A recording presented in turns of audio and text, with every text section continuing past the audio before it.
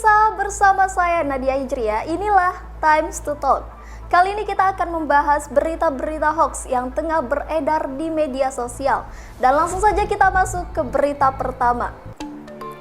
Informasi terkait pemutihan bagi koruptor akibat Gedung Kejaksaan Agung Republik Indonesia terbakar menjadi topik perbincangan warganet di media sosial Facebook. Akun Facebook bernama Wiji Kartini membagikan informasi tersebut melalui grup Facebook Kontra Intelijen yang juga mengaitkan artikel Kompas berjudul "Terbakarnya Gedung Kejaksaan Agung dan Nasib Berkas Perkara". Dalam narasinya, Wiji memaparkan percakapan Badan Intelijen Negara atau BIN dan Luhut, di mana di dalamnya menyebutkan bahwa Luhut meminta BIN untuk membereskan dan memberikan pemutihan bagi koruptor. Berdasarkan hasil penelusuran tim cek fakta Times Indonesia, klaim bahwa pemutihan bagi koruptor ini termasuk dalam informasi hoax. Fakta artikel berita yang dibagikan tidak terdapat pernyataan seperti yang dinarasikan dan dilansir dari medcom.id. Pihak kepolisian tengah menyelidiki kasus kebakaran dengan mengamankan sejumlah CCTV di tempat kejadian perkara.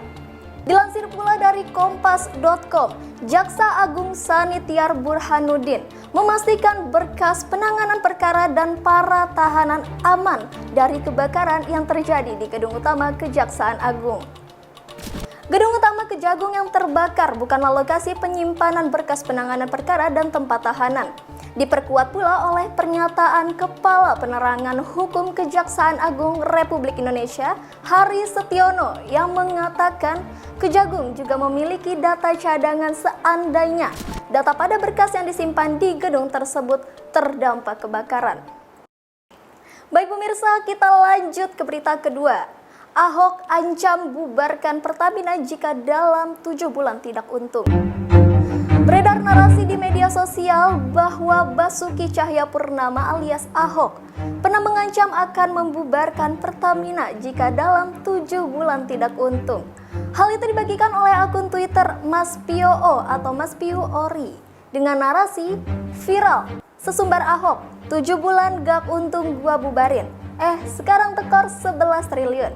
Tulis akun tersebut yang juga ditanggapi oleh mantan sekretaris Kementerian BUMN Said Didu. Kalau tidak sesumbar berarti Ahok sudah berubah, itu saja, ujar Said melalui akun Twitternya. Berdasarkan penelusuran tim cek fakta Times Indonesia, klaim tersebut masuk ke dalam kategori konten yang salah atau false content.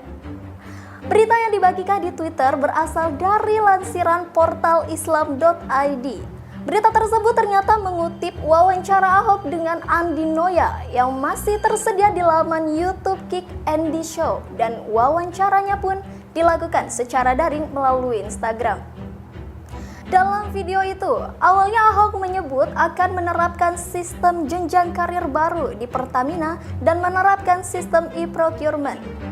Ahok berharap sistem e-procurement ini bisa menghemat anggaran dan dijadikan contoh untuk diberlakukan di seluruh BUMN. Saat ditanyai Andi, Ahok optimis program yang dia rancang itu bisa berjalan di Pertamina. Hanya saja dia berseloroh akan ada pemberhentian jika nyatanya tidak berjalan sesuai rencana. Baik pemirsa, kita beranjak ke berita terakhir. Beberapa waktu lalu jagat media sosial kembali gempar menyusul beredarnya dokumen berlogo World Health Organization atau WHO yang tidak merekomendasikan penggunaan masker selama pandemi COVID-19. Akun Facebook Dan Megro yang mengunggah foto dokumen berlogo WHO dengan judul COVID Peer Review Research June 5, 2020. Dokumen tersebut berisi hasil riset ilmiah yang berupaya membuktikan bahwa WHO tidak merekomendasikan penggunaan masker selama pandemi COVID-19. Berdasarkan penelusuran tim cek fakta Times Indonesia, WHO menyatakan dokumen tersebut bukan berasal dari mereka. Informasi yang menyebut bahwa WHO tidak merekomendasikan penggunaan masker adalah berita hoax.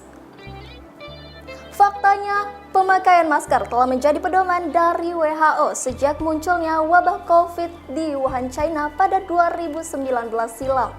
Dan pernyataan tersebut diperkuat oleh juru bicara WHO Margaret Harris melalui surat elektroniknya yang menyatakan bahwa dokumen tersebut bukan berasal dari WHO yang dikutip dari AFP Fact Check Kamis 20 Agustus 2020. Baik pemirsa, demikian berita-berita hoax pilihan yang kami sampaikan. Jangan lupa untuk like, komen, dan subscribe channel YouTube kami. Dan jangan lupa untuk klik lonceng di bawah ini agar kalian tidak tertinggal informasi yang kami berikan.